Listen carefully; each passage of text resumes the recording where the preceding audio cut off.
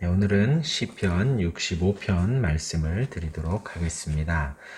65편 말씀은 시작이 하나님이여 찬송이 시온에서 주를 기다리오며 라고 합니다. 이제 본시는 하나님이 다윗에게 하나님이 하나님의 백성들에게 어떤 복을 주셨는지를 기록을 하고 있습니다. 오늘 새벽에도 우리가 이 시편을 보면서 우리에게 주신 복이 어떤 것이 있는지, 축복이 어떤 것이 있는지, 또 감사할 것이 어떤 것이 있는지 한번 생각해 보는 시편이 오늘 65편입니다. 감사시이며 하나님의 은혜를 찬양하고 그의 크심과 온 세상을 향한 풍성한 사랑을 찬양하고 있습니다. 다윗은 여기서 하나님을 우리의 죄를 용서해 주시는 구속자로 표현합니다. 또한 창조주와 공급자로 묘사하며 특히 우리가 사는 평범함 또한 하나님이 주심을 고백하고 있습니다. 먼저 하나님이 주신 복, 또 용서해 주시는 복, 택하시는 복에 대해서 감사를 하며 1절에서 4절까지 기록을 합니다. 그래서 사람이 오늘 주께 이행하리다 기도를 들으시는 주여 모든 육체가 주께 나오나이다. 죄악이 나를 이겼사오니 우리의 선물을 주께서 사하시리이다. 주께서 택하시고 가까이 오게 하사 라고 하면서 이제 하나님께서 허락하신 복을 찬양하고 있습니다. 이어서 5절부터 끝절까지는 하나님이 주신 복, 우리 구원하나님이여 땅의 모든 끝과 먼 바다에 있는 자가 의지할 주께서 하면서 산을 만드시고 바다를 만드시고 땅을 돌보시고 곡식을 주시는 평범함을 주시는 하나님을 찬양을 하고 있습니다. 그래서 5절 이하의 말씀은 오늘 이따가 수요 예배 때 나누기로 하고요. 오늘은 이제 2절과 3절과 4절의 말씀을 나누려고 합니다. 먼저 2절의 말씀에 기도를 들으시는 주여 모든 육체가 주께 나오리이다 라고 합니다. 하나님은 우리의 기도를 들으십니다. 여기서 기도는 고난 가운데 하나님께 드리는 간절한 애원의 기도입니다. 다윗이 환난이 많았지요. 사울에게 왕에게 쫓기고 아들에게 쫓기고 그런 여러 가지 고난 가운데에서 하나님께 기도했다라는 것이죠. 그런데 그 기도가 땅에 떨어진 것이 없다라는 거예요.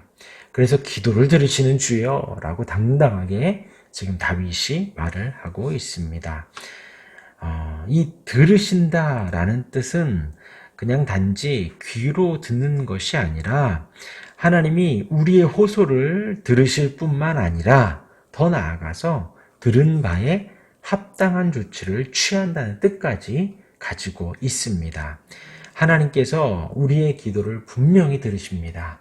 다윗의 기도를 들으시고 여태까지 인도하신 것처럼 하나님께서 우리의 기도를 분명히 들으십니다.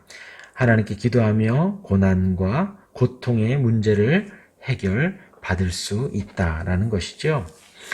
하나님은 다윗을 외면하거나 무시하지 않으셨습니다. 마찬가지로 우리의 인생도 하나님께서 무시하거나 외면하지 않으십니다.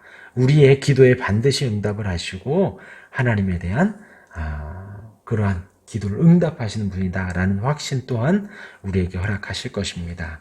그 이하에 보면 기도를 들으시는 주여 모든 육체가 주께 나오리이다 하는 거예요.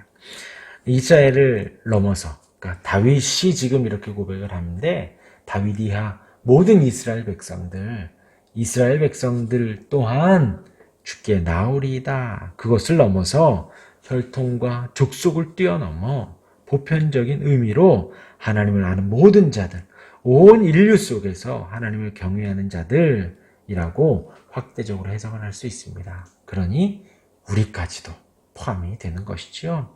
모든 육체가 주께 나옵니다. 어떤 주님께요? 기도를 들으시는 주님께. 모든 육체가 주님을 경외하고 주님을 사랑하는 모든 육체가 주님께 나아간다라는 거예요. 다윗의 기도를 들으셨고 다윗의 간절한 애원과 간절한 호소를 들으신 주님이 우리의 호소 또한 동일하게 들으실 것입니다. 3절 말씀에 죄악이 나를 이겼사오니 우리의 허물을 주께서 사시리이다 라고 합니다. 모든 육체가 주께 나오는데 그 어떤 모든 육체냐면 죄악이 나를 이겼다라는 거예요. 다윗을 포함하여서 이스라엘 모든 육체가 하나님께 나오는 그 이유가 바로 죄악의 문제가 있다라는 거예요. 죄에 대해서 무기력하고 죄에 대해서 해결할 수가 없는 거예요. 하나님을 어기고 하나님을 등지고 이것이 죄의 근본이라고 말씀드렸죠. 하나님 앞에 교만하고 하나님 앞에 자만하고 그러한 우리 하나님 앞에 그 근본적인 죄의 문제 이 부분에 있어서 죄악이 나를 이겼다라는 거예요. 죄악의 말이나 행위라는 뜻을 말하면서 일생 동안 우리의 모든 전생의 동안에 지어왔던 크고 작은 모든 죄들을 포괄하여서 이 죄에 대해서 자신의 무력함과 죄악의 강력한 파괴력을 강조하고 있지요. 이 죄악의 목적이 무엇이죠? 사단의 목적이 무엇이죠? 바로 하나님과의 관계를 어그르는 겁니다. 하나님과의 관계를 깨뜨리는 거예요. 그런 가운데 그 죄악이 우리를 이겼다라는 거예요. 우세하고 압도하고 힘을 가졌다라. 죄악이 바로 힘을 가졌다라는 것이죠. 전쟁에서 군사들이 상대방을 제압할 때 행동하는 이 표현이에요. 이겼다. 적군이 우리를 이겼다. 상대가 나를 이겼다. 그런 표현 속에서 죄악이 나를 이겼다라는 거예요. 우리가 이 세상을 살아가는 데 있어서 정직하게 돌아보면 이러한 삶밖에는 살 수밖에 없다라는 거예요. 이 세상에서 죄악이 나를 계속해서 침범하고 이겨왔다라는 거예요. 그런데 우리의 허물을 주께서 사하시리다라는 거예요.